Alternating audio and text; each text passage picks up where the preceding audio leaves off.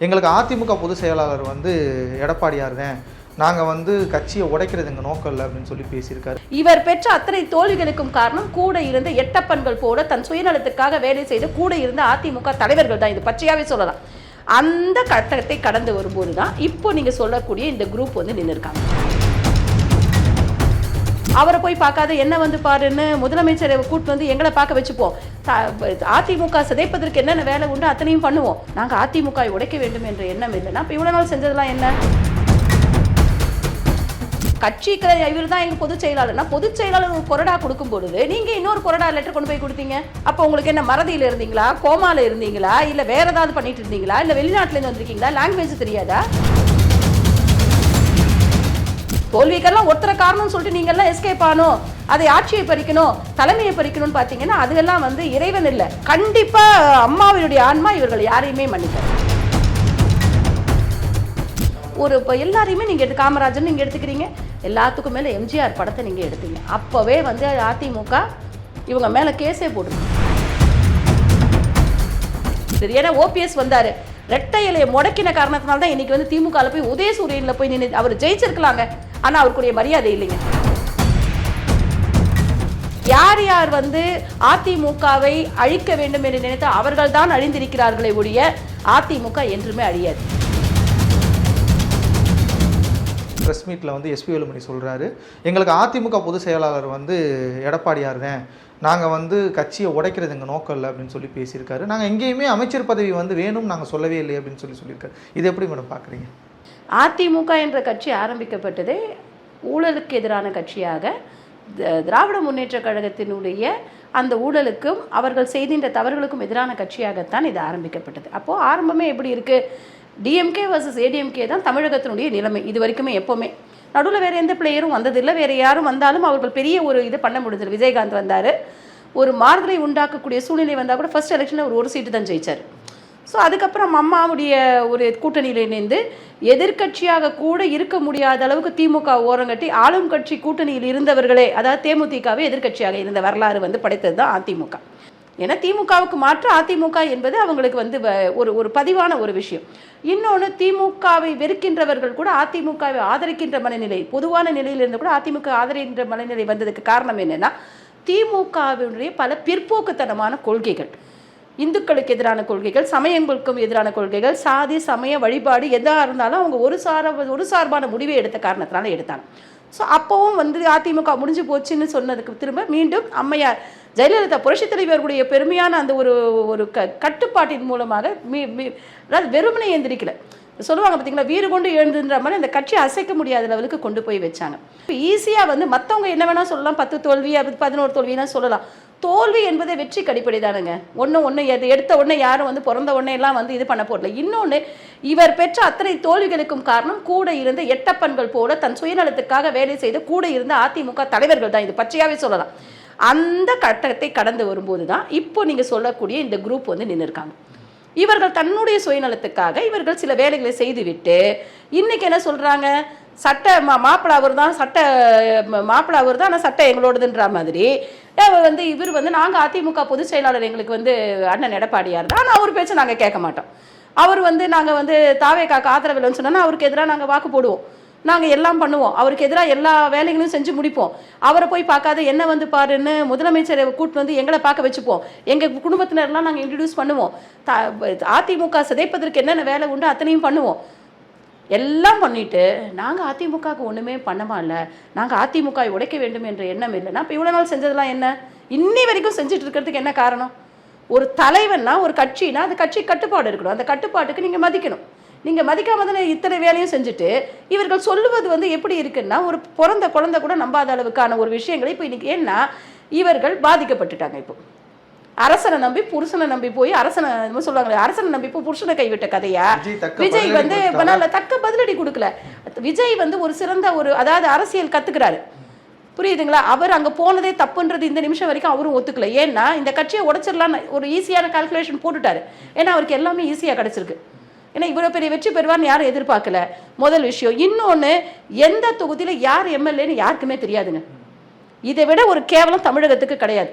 இப்போ நீங்கள் பார்த்தீங்கன்னா இந்த சி.வி. சண்முகம், எஸ்பி வேலுமணி போன்ற அணியினர் என்னன்னா, இவர்கள் எல்லா விதமான முயற்சிகளும் எடுத்து பார்த்துட்டு அந்த முயற்சி எதுவுமே பலிக்காத பட்சத்தில் இருக்கிற எம்எல்ஏ பதவியாவது தக்க வச்சுக்கணும்னு சொல்லிட்டு நாங்களும் அதிமுக தான் சொல்லிட்டு நானும் ரவுடிதான்ற மாதிரி சொல்லிக்கிட்டு இருக்காங்க. ஆனால் இதற்குரிய முடிவு கண்டிப்பாக எடுக்கப்படும். ஏன்னா லீகலாக பலவேறு விஷயங்கள் வந்துடுச்சு. இவங்க முன்ன மாதிரி வந்து ரெட்டை இலை எனக்குன்னு சொன்னால் உடனே போயிட்டு ரெட்டை இலை இவங்களுக்குன்னு சொல்கிறதுக்கெல்லாம் இல்லை. இப்போ பலவேறு நம்ம மட்டும் இல்லை, வட மாநிலங்களில் கூட பல்வேறு வழக்குகளுக்கு முடிவுகள் வந்திருக்கின்றன. இப்போ அந்த முடிவுகளை கோட் பண்ணி பார்க்கும்போது இவங்க பண்ணது எவ்வளோ பெரிய தப்புன்னு இவங்களுக்கே தெரியும். இப்போது கட்சிக்கு இவர் தான் எங்கள் பொதுச் செயலாளர்னா பொதுச் செயலாளர் ஒரு கொறடா கொடுக்கும் பொழுது நீங்கள் இன்னொரு கொறடா லெட்டர் கொண்டு போய் கொடுத்தீங்க. அப்போ உங்களுக்கு தெரியல இவர் பொதுச் செயலாளர்னு. அப்போ உங்களுக்கு என்ன மறதியில் இருந்தீங்களா, கோமாவில் இருந்தீங்களா, இல்லை வேற ஏதாவது பண்ணிட்டு இருந்தீங்களா, இல்லை வெளிநாட்டிலேருந்து வந்திருக்கீங்களா, லாங்குவேஜ் தெரியாதா? பண்றா யோகித்தனெல்லாம் பண்ணி முடிச்சுட்டு இன்னைக்கு வந்து எதுவுமே நம்மளுக்கு பலிக்கல, அங்கேயும் துரத்தி விட்டா. தாவேக்கால இனிமேல் எப்படி போக முடியும் சொல்லுங்க? தாவேக்கால போய் இவங்க ஒரு அமைச்சர் பதவி ஒரு பொறுப்பு வாயினாலே முடிஞ்சு போச்சு, இவங்க எம்எல்ஏ இல்லைன்ற கதைக்கு வந்துருச்சு. அப்போ இவங்க என்ன பண்ண முடியும் சொல்லுங்க? அடுத்தது பொதுக்குழு கூட்டணும். பொதுக்குழு எப்போ கூட்ட வேண்டும் என்பது பொதுச் செயலாளர் முடிவு செய்ய வேண்டும். அடிக்கடி எஸ்பி வேலுமணி இதையே சொல்றாரு, தோல்விகளை ஆராயணும், பொதுக்குழு கூட்டணும். தோல்விகளுக்கு வந்து எடப்பாடியார் மட்டும் காரணம் இவங்க எப்படி சொல்லுவாங்க? இவங்க எல்லாம் எதுக்கு இருக்காங்க? இவங்க பதவி முதல்ல ராஜினாமா பண்ண சொல்லுங்க. அந்த கோவை மண்டலம் என்னது, விழுப்புரம் என்னது பிரிச்சு போட்டாங்கல்ல, இவங்க என்ன பண்ணாங்க? தோல்வின்னா ஒருத்தர் காரணம், வெற்றி வந்தா நாங்கெல்லாம் சேர்ந்து கொண்டாடி போன்றீங்களே, அது எப்படி நியாயமா இருக்க முடியும்? அண்ணன் 214 தொகுதிக்கும் 11 மாதங்களாக டிராவல் பண்ணியிருக்காரு 2 தடவை. நீங்க எத்தனை பேர் கூட போனீங்க? உங்க ஒரு தொகுதியில கூப்பிடுறதே உங்களுக்கு பெரிய வேலையா இருந்துச்சு. ஏன்னா மிச்ச நேரம் எல்லாம் நீங்கள் பிற கட்சிகளுக்கு ஜால்ரா அடிச்சுக்கிட்டு பிற கட்சியினர் எப்படி அவங்களோட தொடர்பு வச்சுக்கிட்டு உங்களை கேஸ்ல இருந்து எப்படி தப்பிக்கிறது, உங்களை எப்படி காப்பாத்திக்கிறதுன்னு பார்த்துக்கிட்டு இருந்தீங்களே ஒழிய கட்சிக்காக என்ன உழைப்பு உழைச்சிங்க? கட்சிக்கு புதிதாக வந்தவர்களை கூட நீங்க ஓரம் கட்டி விட்டு நீங்க வந்து உங்களுக்கு தெரிஞ்ச ஆட்களை தான் திரும்ப போட்டீங்க. தோல்விக்கெல்லாம் ஒருத்தர காரணம்னு சொல்லிட்டு நீங்க எல்லாம் எஸ்கேப் ஆகணும், அதை ஆட்சியை பறிக்கணும், தலைமையை பறிக்கணும்னு பார்த்தீங்கன்னா அதெல்லாம் வந்து இறைவன் இல்லை. கண்டிப்பா அம்மாவினுடைய ஆன்மா இவர்கள் யாரையுமே மன்னிக்காது. ஏன்னா கட்சி வந்து கண்டிப்பாக அண்ணன் எடப்பாடியார் அவர்களிடம் மட்டும்தான் இது பாதுகாப்பாக இருக்கிறது. ஏன்னா ஓபிஎஸ் வந்தாரு, ரெட்டை இலையை முடக்கின காரணத்தினால தான் இன்னைக்கு வந்து திமுக போய் உதயசூரியன்ல போய் நின்று அவர் ஜெயிச்சிருக்கலாங்க. ஆனா அவருக்குரிய மரியாதை இல்லைங்க, இது அவருக்கும் தெரியும். புரியுதுங்களா? யார் யார் வந்து அதிமுகவை அழிக்க வேண்டும் என்று நினைத்தால் அவர்கள் தான் அழிந்திருக்கிறார்களே ஒழிய அதிமுக என்றுமே அழியாது. இல்லை, மக்கள் வந்து ஆக்சுவலி இவரை தேர்ந்தெடுக்கும் போது இரட்டலை சின்னத்தில் போட்டுதான் அந்த 25 பேரையும் மக்கள் வந்து தேர்ந்தெடுப்பாங்க. கண்டிப்பாக அது மறந்து தானே பண்றாங்க. இப்போ நீங்க இப்போ என்னன்னா அவங்க என்ன நினைச்சாங்க, நம்ம என்ன பண்ணாலும் மக்கள் கண்டுக்க மாட்டாங்கன்னு நினைச்சாங்க. நியாயம்னு ஒன்று இருக்கு, நீதினு ஒன்று இருக்கு, கட்சியுடைய கோட்பாடுன்னு ஒன்று இருக்கு, மக்கள் தொண்டர்களுடைய பாதுகாப்பு அரவணைப்புன்னு ஒன்று இருக்கு. எதுவுமே இப்போ அவங்க சைடில் இல்லை. ரைட்டுங்களா? நீங்க 25 பேர் தான் இருக்கீங்க, 32 பேர் போனா போதும். இதில் வந்து ஒரு முக்கியமாக ஒரு பெண்மணியினுடைய ஒரு அவர்களுடைய எதுவும் இருக்குன்னு சொல்றாங்க. கண்டிப்பாக இல்லாத பட்சத்தில் இவங்கெல்லாம் இவ்வளவு பண்ண மாட்டாங்க. ஆனா இவர்களே பண முதலீடுகள் வந்து இந்த முற்றுப்பு ஸ்டார்ட் பண்ணதே அவங்க தான் பேசிட்டு இருக்காங்கன்னு சொல்லி பண்ணினாங்க. சோ இது வந்து நம்ம என்ன நினைச்சோம், அப்போ ஒரு ஜனநாயக முறைப்படி புதுசா வந்திருந்தா கூட இவங்களும் ஒரு ஜெயிச்ச ஒரு எம்எல்ஏ நினைச்சோம். ஆனா இப்படிப்பட்டவர்களை கொண்டு வந்து விட்டு இது ஆல்ரெடி ஒரு வேலையை இவங்க தெளிவா செஞ்சிருக்காங்க. இப்போ அதாவது அண்ணன் புரட்சி தமிழனுக்கு எதிரான வேலையை, கட்சிக்கு எதிரான வேலையை இவங்க எலெக்ஷனுக்கு முன்னாலே ஆரம்பிச்சுதான் இதெல்லாம் பண்ணியிருக்காங்க. பண்ணிட்டு தான் இந்த வேலையை செஞ்சுருக்காங்க. நான் என்ன சொல்கிறேன், எல்லாரும் ஒரே கட்சியில் இருக்கீங்க. இனிமேல் வந்து இந்த கட்சியை நான் சாதாரண ஒரு தொண்டனாக, அதிமுக தொண்டனாக நான் கேட்குறேன், நான் யாரை நம்புறதுன்ற குழப்பம் எனக்கு வருமா வராதா? நான் ஏன் உங்கள் 2 பேரையும் நம்பணுன்ற குழப்பம் வருமா வராது? ஏன்னா இது வந்து ஒரு தடவையும் அதிமுக இந்த மாதிரி உள்கட்சி பிரச்சனையிலேயே தொடர்ந்து சந்திச்சுக்கிட்டு இருந்தா அது எப்படி வந்து வெற்றியை நோக்கி போக முடியும்? இதே நீங்கள் திமுக பார்த்தீங்கன்னா அது குடும்ப கட்சி, வீட்டுக்குள்ள சண்டை போட்டுப்பாங்க, வெளில வரும்போது சிரிச்சுக்கிட்டு வருவாங்க. அப்படிப்பட்ட ஒரு கட்சியாக தான் திமுக இருக்குது. இது ஜனநாயக முறைப்படி நடக்கின்ற காரணத்தினால எவ்வளவு கட்சியை அசிங்கப்படுத்த முடியுமோ, புரட்சி தலைவர் வந்து அவருடைய சொந்த பணத்தில் கொடுத்த ஆஃபீஸ் தான் அது. இந்த கட்சி ஆஃபீஸில் இவங்க ஒன்றும் வாங்கலை. நல்லா புரிஞ்சுக்கோங்க, எல்லாமே உங்களுக்கு வந்து ஏற்பாடு பண்ணி புரட்சி தலைவரும் புரட்சி தலைவியும் உங்களுக்கு எல்லாம் வச்சுட்டு போயிருக்காங்க. அவங்க எதையும் எடுத்துகிட்டு போகல. புரட்சி தலைவருக்கு குழந்தை இல்லை, புரட்சி தலைவிக்கு அம்மாவுக்கு கல்யாணமே ஆகலை, மக்களுக்காகவே வாழ்ந்தாங்க. அவங்க மக்களுக்காக நான், மக்களால் நான், இதுதான் அவங்களுடைய இது. ஸோ அப்படிப்பட்டு வளர்த்த ஒரு கட்சியை இப்போவும் நான் சொல்கிறேன், இப்போ அண்ணன் எடப்பாடியார் இல்லாமல் இருந்தால் இந்த கட்சியை என்னைக்கோ எங்கேயோ கரைச்சி கொண்டு போயிருப்பாங்க.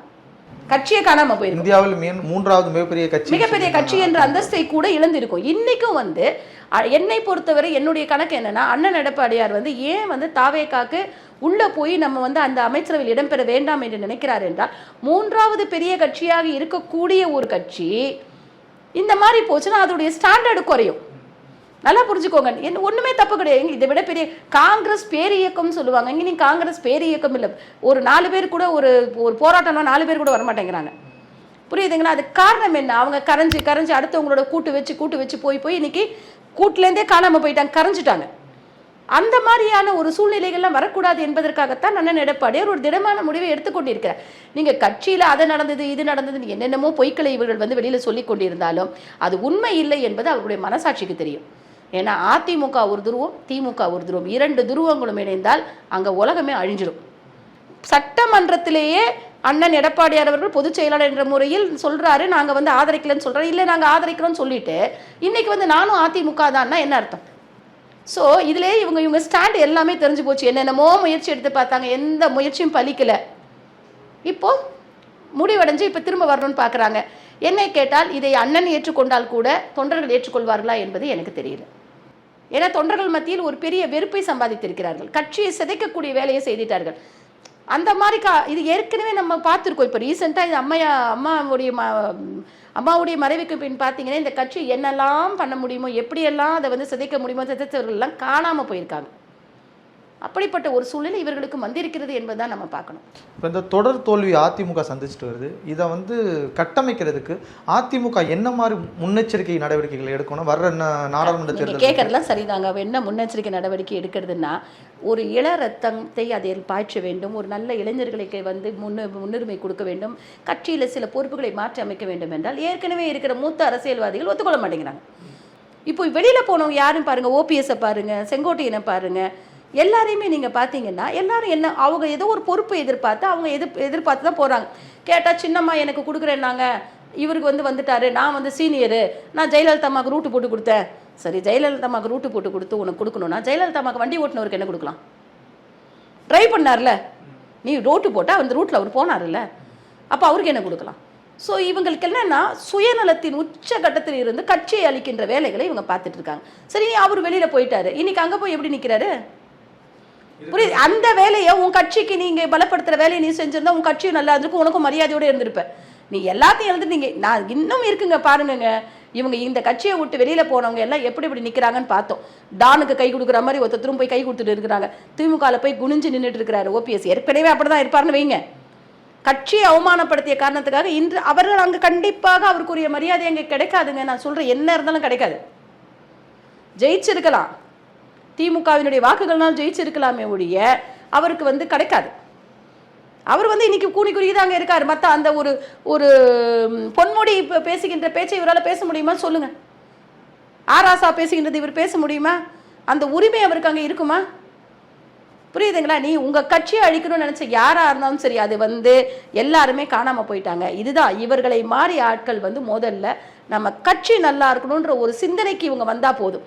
இவங்க பேசுகிற பேச்சு உண்மையாக இருந்தால் கட்சிக்காக நீங்கள் என்ன பண்ணீங்க, இந்த கட்சியை நீங்கள் உங்கள் மாவட்டத்தில் காப்பாற்ற என்ன பண்ணீங்க, இந்த கட்சியினால தானே இவங்க இவ்வளோ சம்பாதிச்சாங்க, இந்த கட்சியை வைத்து தானே இவர்கள் வளர்ந்திருக்கிறார்கள், இந்த கட்சி வச்சு சம்பாதிக்கிறதே உங்களுக்கு இந்த கட்சி வச்சு தானே ஒரு ஐடென்டிட்டி உங்களுக்கு இல்லைன்னா வெறும் சண்முகமாக தான் இருந்திருப்பீங்க.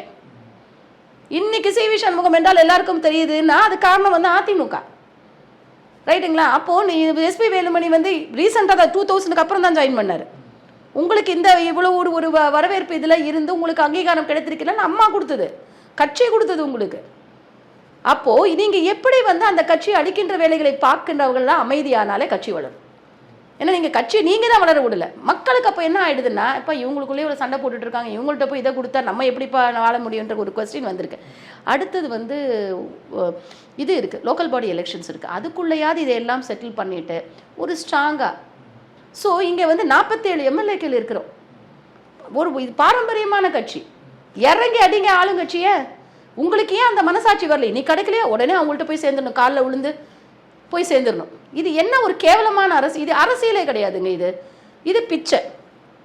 நான் மட்டும் நல்லா இருந்தால் போதும். ஏன்னா விஜய் பிரச்சாரத்தில் கூட மற்றும் சிலர் அதிமுக பேரை கூட சொல்லலை. ஸோ இதெல்லாம் இவங்க பார்த்துக்கிட்டு தானே இருந்திருப்பாங்க, தொண்டர்களும் பார்த்துட்டு தானே இருந்திருப்பாங்க. தொண்டர்கள் ஓட்டில் தான் அவங்க ஜெயிச்சிருக்காங்க, அதிமுக தொண்டர்கள் ஓட்டில் இல்லை. அதிமுக தொண்டர், அதாவது விஜய் அவர்களுடைய கட்சியை நீங்கள் பார்த்தீங்கன்னா ஆரம்பத்துலேருந்தே பார்த்தீங்கன்னா இதுதான் எங்களுடைய கட்சியினுடைய கொள்கை, இவர்கள் தான் எங்களுடைய முன்னோடிகள். சரி, முன்னோடிகளே இல்லாமல் கூட இருக்கலாங்க, எங்களுடைய கட்சியினுடைய கொள்கைன்னு எதுவுமே அவங்க சொல்லலை. பெரியார் எடுத்துக்கிறாங்க, பேர் என்ன, எல்லாத்தையும் முடிச்சுட்டு ஒரு அம்பேத்கர் எடுத்துக்கிறாங்க, எல்லாரையும் இப்போ எல்லாரையுமே நீங்கள் காமராஜர் நீங்கள் எடுத்துக்கிறீங்க, எல்லாத்துக்கும் மேலே எம்ஜிஆர் படத்தை நீங்கள் எடுத்தீங்க. அப்போவே அதிமுக இவங்க மேலே கேஸே போட்டிருக்கணும். ஏன்னா அவர் நிறுவன தலைவருங்க அதிமுகக்கு. இவங்க எல்லாத்தையும் விட்டுட்டு இன்னைக்கு வந்து ஐயோ குத்துதே குடையுதேன்னு புலம்புறாங்க. இதெல்லாம் பண்ணணும். ஒரு 4 பேரை வச்சுட்டு அண்ணாமலை வந்து தமிழகத்தை வந்து உற்று பார்க்க வைத்தார். உலக மீடியா வந்து அவர் உத்து பார்த்தது. ஏன் 47 பேர் வச்சுட்டு பண்ண முடியாது உங்களால்? ஸோ அவருக்கு இருந்த தைரியம் உங்களுக்கு இல்லை. இதுக்காக என்ன பாஞ்சு வருவாங்க அதிமுக காரங்க, அதை பற்றி எனக்கு கவலை கிடையாது. உண்மையை வளரணும். ஏன்னா நீங்கள் உங்கள்கிட்ட இருக்கிற ஸ்ட்ரென்த்தையே நீங்கள் புரிஞ்சுக்காம திரும்ப திரும்ப அடிச்சுக்கிட்டு இந்த மாதிரி பண்ணிட்டு இருந்தீங்கன்னா இந்த கட்சியில் மற்றவர்கள் நீங்கள்லாம் பொறுப்பில் இருந்தீங்க, நீங்கள்லாம் அமைச்சர்களாக அனுபவித்தீர்கள் எல்லாமே. இப்போ அடுத்த தலைமுறை இது எதுவுமே அனுபவிக்காத கட்சிக்காக மட்டுமே வாழ்கின்ற ஒரு அந்த மக்கள் என்ன பண்ணுவாங்க, அந்த தொண்டர்கள் என்ன பண்ணுவாங்க? அவர்களை நீங்கள் வீக்கெண்ட் பண்ணுறீங்க இல்லையா? முதல்ல நீங்கள் ஜெயிக்கிறீங்க, ஜெயிக்கிறதுல மட்டும்தான் தொண்டன் கூட இருந்திருக்கானா? இல்லையே. நீங்கள் எதுவாக இருந்தாலும் அந்த தொண்டன் அங்கே தானே உங்களோட தானே நின்றுக்க. அந்த தொண்டனை நீங்கள் மதிக்கலையே. கட்சியுடைய அலுவலகத்தை நீங்கள் வந்து நாங்கள் ஒன்றும் பண்ண மாட்டோம் பண்ணி தான் பாரு. சில இடங்களில் பூட்டி வச்சிருக்காங்க, உடச்சலாம். நீங்கள் வந்து இல்லை அதாவது வந்து CV சண்முகம் சொன்ன கட்சி அலுவலகத்தை நாங்கள் தாக்க மாட்டோம், தாக்கி பாருன்றேன் நான். புரியுதுங்களா? முன்ன மாதிரி இந்த OPS EPS வந்தபோது வந்த பிரச்சனைலாம் இன்னைக்கு வந்து தொண்டர்களே சும்மா இருக்க மாட்டாங்க. நீங்கள் இவங்க பண்ணுறது அத்தனையுமே தவறு என்பதை தெரிந்தே பண்ணுறாங்க. அப்போ இது வந்து ஆல்ரெடி பாடிட்டு போயிட்டார் புரட்சி தலைவர். தப்பு என்பது தவறு என்பது தவறி செய்வது, தப்பு என்பது தெரிந்து செய்வது. அப்போ தெரிஞ்சே நீ பண்ணனா தப்பு, அதுக்குரிய தண்டனை நீ அனுபவிச்சு தானே ஆகணும். தவறி செய்வதற்கும் தெரிஞ்சு செய்வதற்கும் வித்தியாசம் இருக்குல்ல. அப்போ நீங்கள் கட்சியை அழிக்கணும் என்ற நோக்கில் நீங்கள் பண்ணுறீங்க. என்னமோ உங்களை எல்லாரையும் வந்து கண்ட்ரோலில் வச்சுருந்த மாதிரி அண்ணன் EPS அவர்கள் உங்களை கண்ட்ரோலில் வச்சுருந்த மாதிரி இப்போ தான் நீங்கள் வாய் திறக்கிற மாதிரி பேசுகிறீங்களே, இதெல்லாம் என்ன நியாயம்? அப்போ நீங்கள் வந்து விஜயை நம்பி போனீங்கல்ல, அனுபவிங்க. இதில் என்ன தெரியும்? அப்புறம் நீங்கள் திரும்ப வந்துட்டு நாங்கள் வந்துட்டோம்னாலாம் இனிமேல் வந்து இதை வந்து நிஜமான அதாவது உண்மையான பொதுக்குழு இதுக்குரிய முடிவை எடுக்கும் என்று நான் நம்புகிறேன். ஏன்னா இப்படிப்பட்ட புல்லுருவிகளையும் இப்படிப்பட்ட முதுகில் குத்துபவர்களையும் வைத்துக்கொண்டு ஒரு கட்சியை வந்து யாரும் நடத்த முடியாது, யாருமே நடத்த முடியாது. அப்போது அங்கே இருக்கிற தொண்டர்களுடைய மனநிலை, உங்களை சார்ந்து நிற்கிறவங்களுடைய மனநிலை எல்லாமே அங்கே வீணாக போகுது. ஆனால் தோல்வியை ஏற்றுக்கொள்ள முடியாத தலைவர்களுக்கு அதுக்காக நாங்கள் இன்னொரு இடத்துக்கு ஓடுவோம்னு சொல்கிற ஒரு தலைவர்கள்லாம் இருக்கும்போது அவங்களுக்குலாம் மரியாதை கொடுத்து நாங்கள் எதுக்கு இருக்கணும்? அப்போங்க காசுக்கும் பணத்துக்கும் ஓடுறவங்க பின்னால் ஒரு கட்சியில் எல்லாரும் அடிமைப்பட்டு இருக்க வேண்டிய அவசியம் இல்லையே. இப்போ இவர்களுடைய செயல்களால் தான் அதிமுக வந்து உடையது போன்ற தோன்றுமே ஒழிய அதிமுக தொண்டர்கள் அண்ணன் எடப்பாடியார் பக்கம் ரொம்ப ஸ்ட்ராங்காக இருக்காங்க. அதில் எந்த மாற்றமுமே இல்லை. பல்வேறு அரசியல் கருத்துக்களை கூறியதுக்கு நன்றி மேடம். நன்றி.